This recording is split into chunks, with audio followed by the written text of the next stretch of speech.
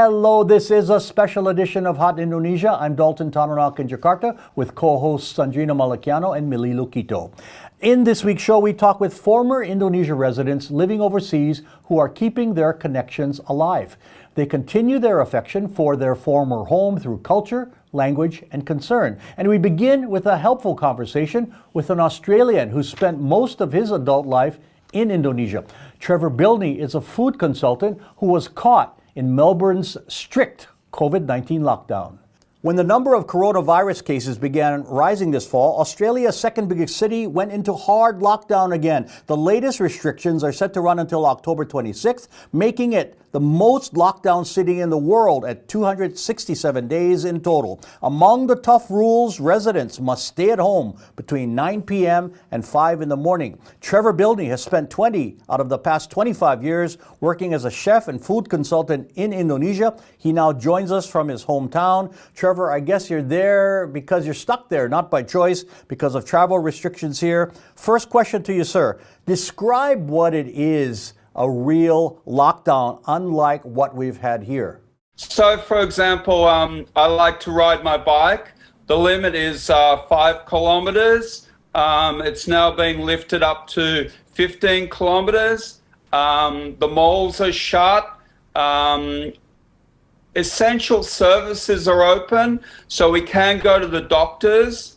If you want to go to work, if you're lucky enough to have a job, you do need a letter. You do need a letter from the government.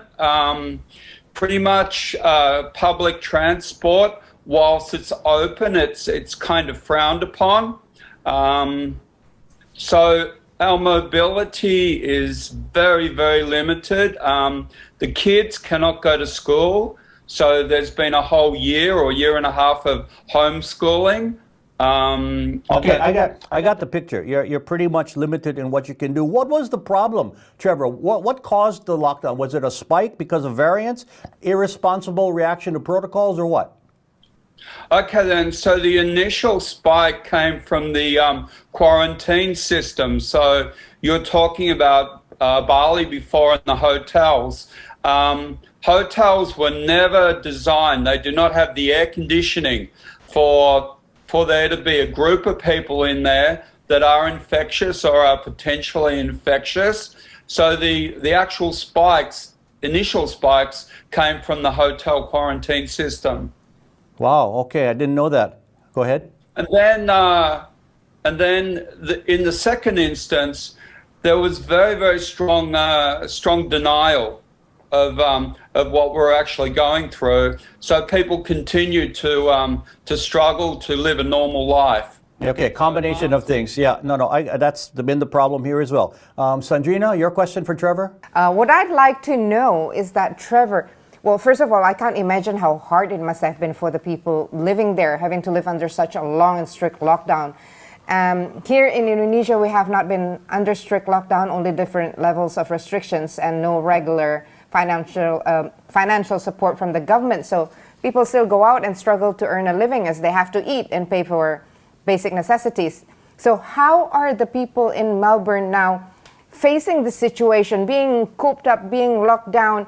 You said they have financial aid or support from the government, but is it like ongoing regularly as long as the lockdown? And what about vaccination? I mean, are the people there, is the vaccination level has covered most of the people or not? Because I don't understand, with such lockdown, it's not becoming easier for you people there.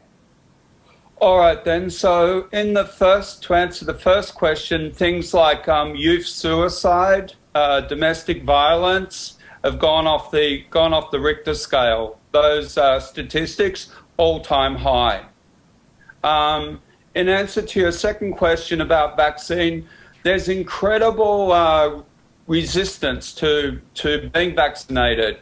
So the Commonwealth government has said, we will release you when we reach a certain vaccination level. The state government, they're also in conflict, you may say, because the people living in the state, well, if you're vaccinated to 80%, we'll release you. but there's such resistance to being vaccinated. We're kind of stuck. We're kind of stuck at the moment. Well, what resistance? I mean, don't they believe in science? Is it a choice matter like they have in the U.S.? Why resistance, Trevor? Yeah, so for example, whilst we recognize the Chinese vaccine, because we have a huge Chinese population here, mainly in universities, we never actually bought vaccine from China. And there was a whole mystique around that. The government has, in my view, failed to engage with the population at a country level, at a rural level, at a suburban level. They've failed to engage with the people. As a former school teacher, you need to do more than just talk to people. You need to engage with them. People are not engaged. They don't believe in the vaccine. Okay, Millie, question for Trevor? Yes, I remember Melbourne is a university city. A lot of millennials and young people, how are they taking this, being cooped up and locked down? Yeah, so the whole question around the education industry is a massive one for us. I mean, Melbourne is incredibly dependent on the dollars and the cultural capital that come in from the university sector. And when the universities went to delivering classes online, this was really, really hard for all my friends who have English as a second language. Incredibly challenging. And so they were isolated from their schools, and they were isolated from their families, and they were isolated from their communities. A lot was done to support them, but however, many of those people also occupy the casual sector of employment, so under 20 hours a week. So those jobs all fell away. Yeah. Trevor, being a man of two countries, and I know you prefer being here if you had your choice at the moment, what is your advice to Indonesia and Indonesians as we head out of the toughest part of the pandemic? Okay, my advice to Indonesia, if I may say so, is stay humble. Remember that, people are infecting people. The virus needs people to transfer to the next person. And it's just stay humble. When you go to the post office, wear a mask and consider the people that you're interacting with. Melbourne emerged from lockdown on October 22nd as vaccination rates reached target levels. More of this hot Indo special is ahead, promoting Bahasa Indonesia 11,000 kilometers away.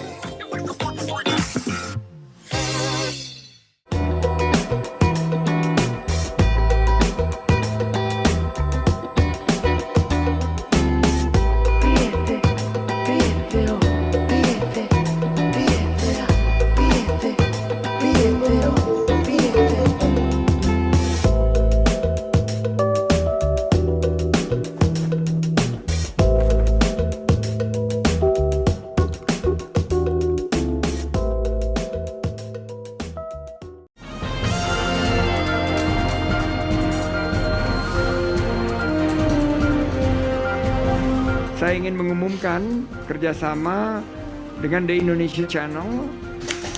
Saya mendorong semua entitas untuk bergabung dalam upaya ini dengan mempromosikan produk dan layanan mereka di platform digital yang unik ini.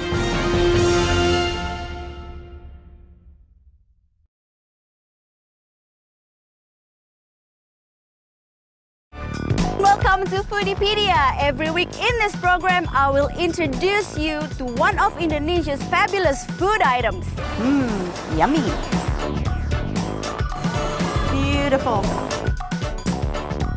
Now, I'm ready to cook. Let's go to the kitchen. it done. Let's meet to eat. Foodiepedia on the Indonesia Channel.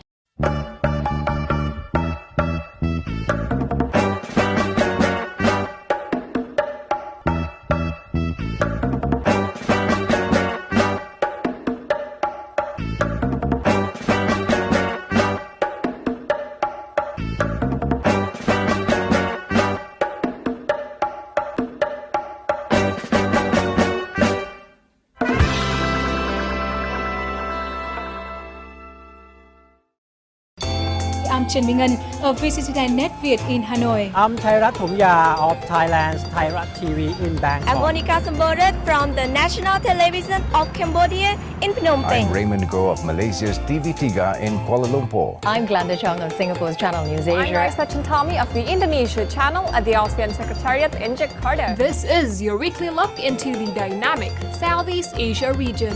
ASEAN Today on the Indonesia Channel.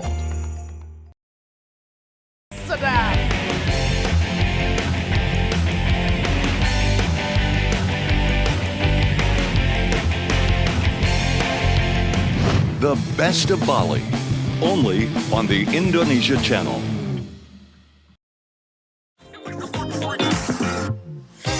You're watching a special Hot Indonesia with Sandrina, Millie, and me.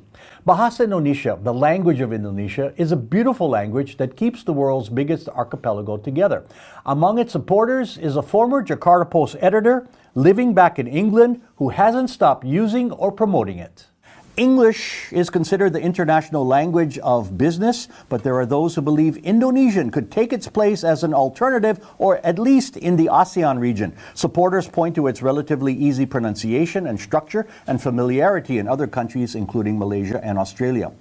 Bruce Emond is a former Indonesian resident, now living in Canterbury in the United Kingdom. He spent a total of 26 years here in Indonesia, most as a journalist. Bruce, welcome. Good to see you again. Now, while living here, you embraced the language and culture, kind of a role model for me. You continued to study Bahasa Indonesia there. What is the root of your affection?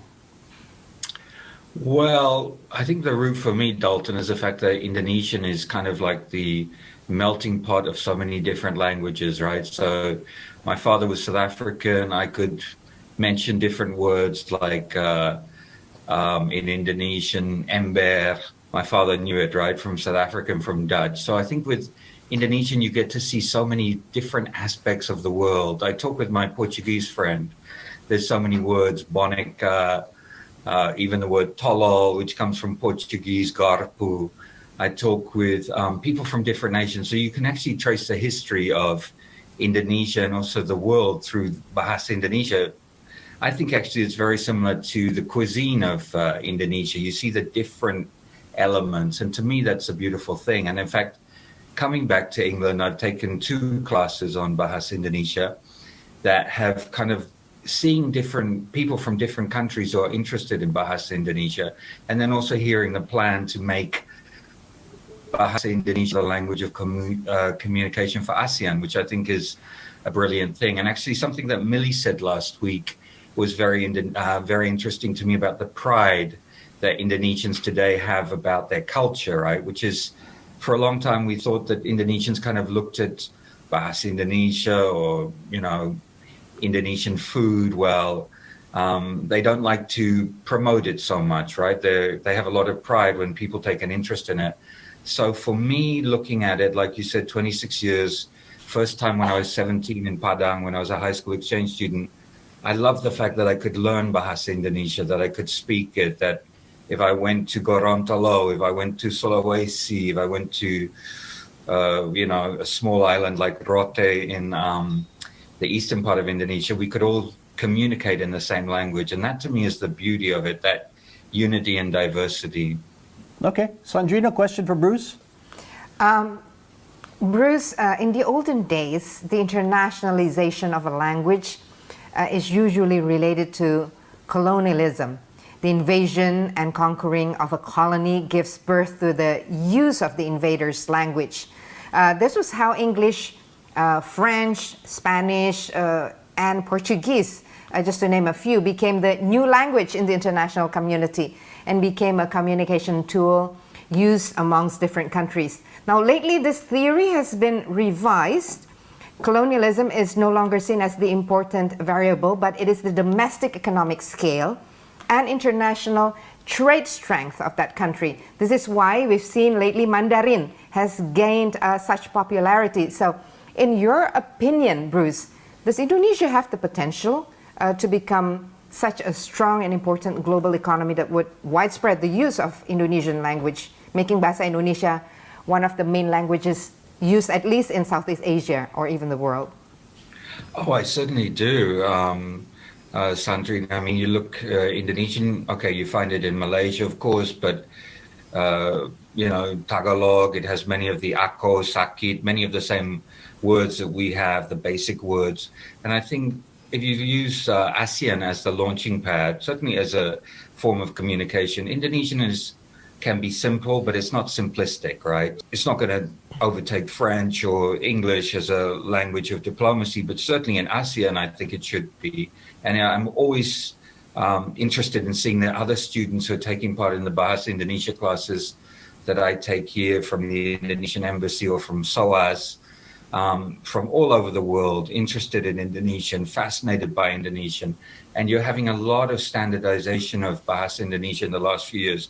And that's a brilliant thing, right? To make it a formal language that people can communicate in, right? And not just dismiss it as, oh, Bahasa Pasar, the language of the market. Yeah, and you know what? Yeah. I'm having a cup of Java, which is a slang, which originated here. And one more point, I think Bahasa Indonesia is a lot easier to learn than Mandarin. I mean, that's a given. I think nobody will dispute that. Okay, Millie, question for Bruce.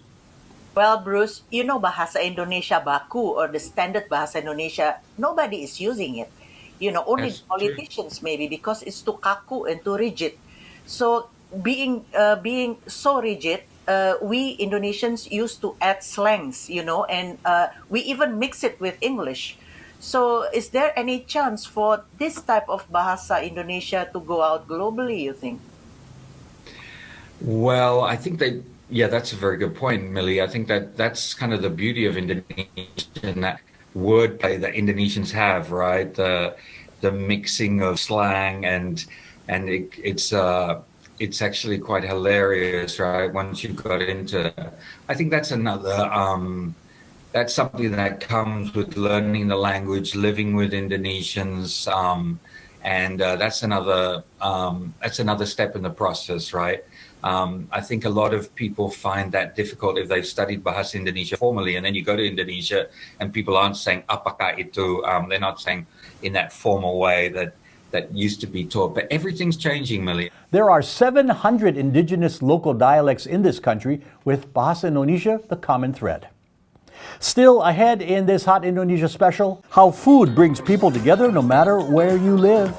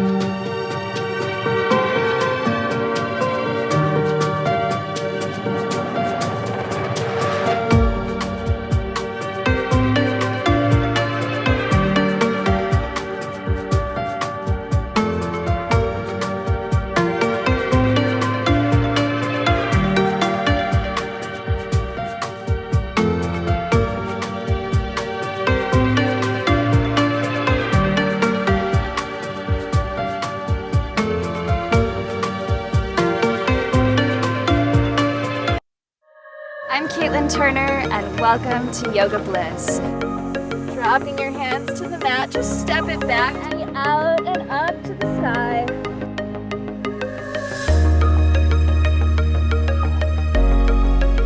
Up through your fingertips. Reach your right hand back behind your head. Let your hands separate forward and then start. Yoga Bliss, only on the Indonesia Channel.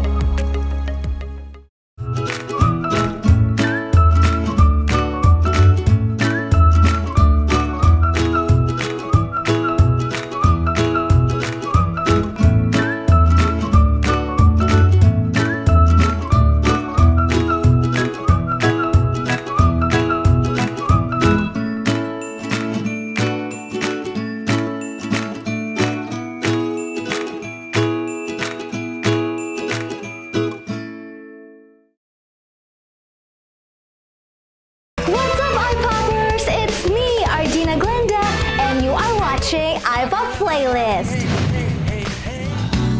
Semuanya perasaan rasa cinta aku persembahkan untukmu di dalam lubuk hatiku.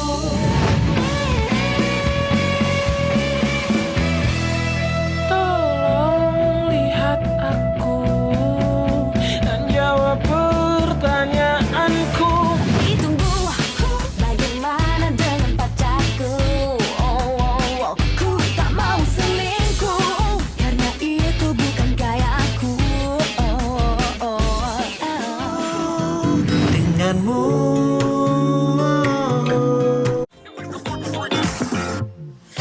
You're watching a hot Indonesia special from Jakarta. Food is one element that brings people together around the world. One Indonesian native has taken her skills to the Netherlands, where pipiet fardiman cooks up culinary culture.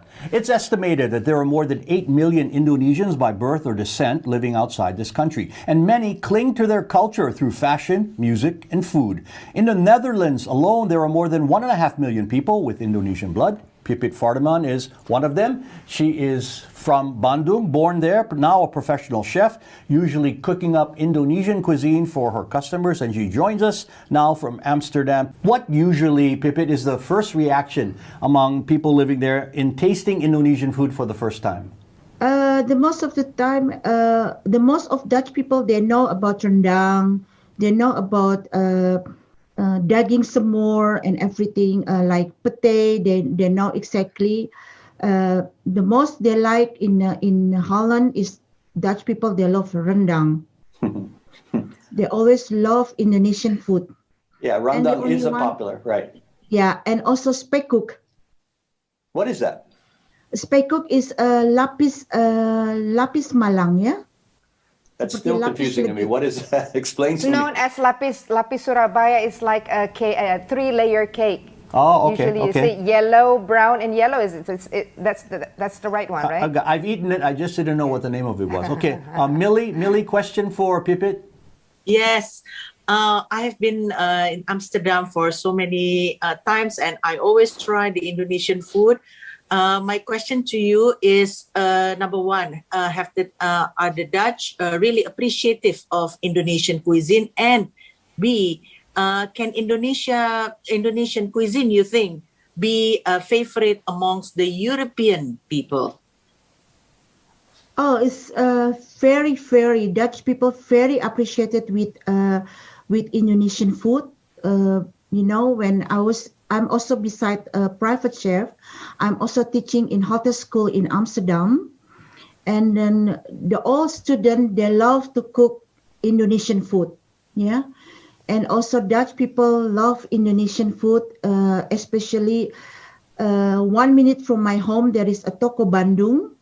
And a lot of Dutch people, they will cook by self at home. They bought all the ingredients from the toko.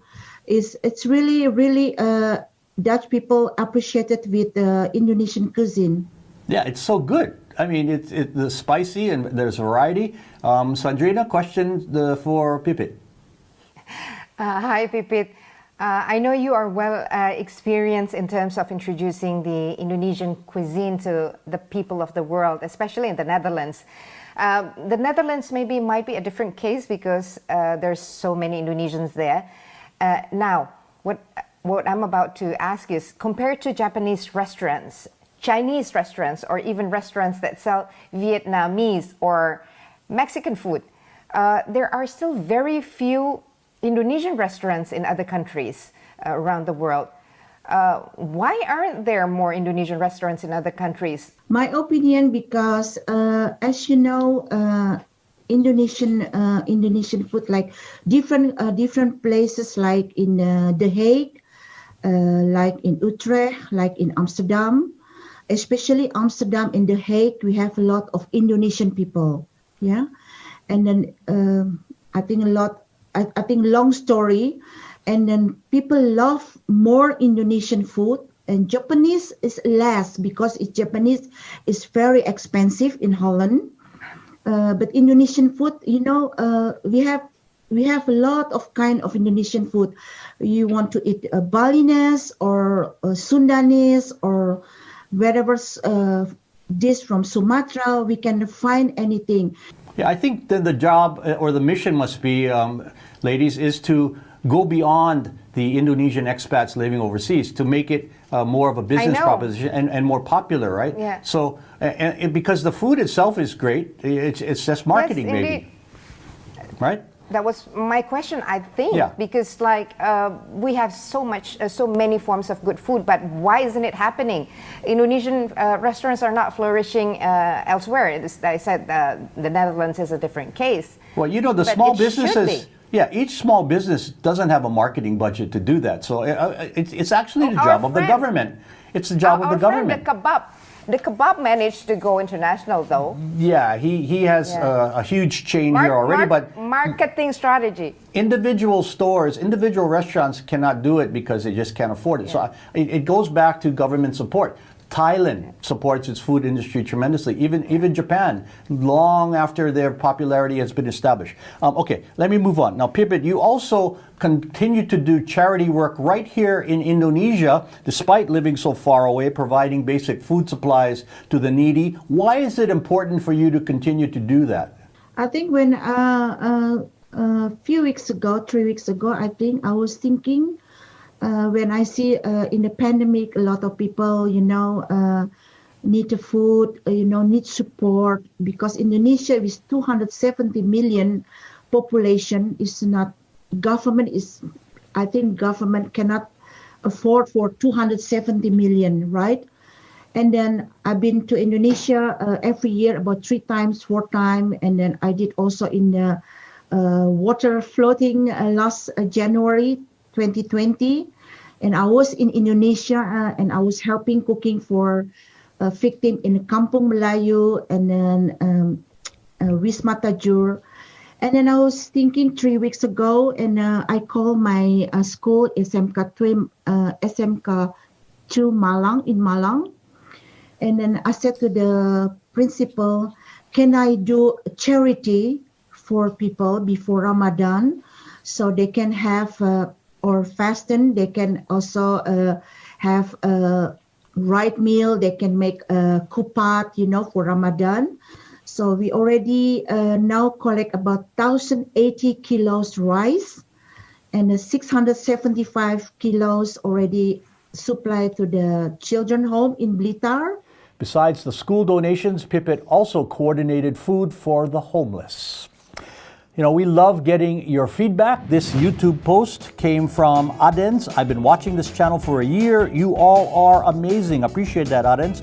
And Anne had this to say, happy to see Indonesia's progress in the fight against COVID-19. Here's how to contact us with your feedback. Email at hotindo@theindonesiachannel.com or comment through our Hot Indonesia or Indonesia Channel Twitter, Facebook, Instagram, and YouTube pages. This has been a Hot Indonesia special episode for Sandrina Malakiano and Millie Lukito. I'm Dalton Tanonaka. Thank you for watching and see you next time.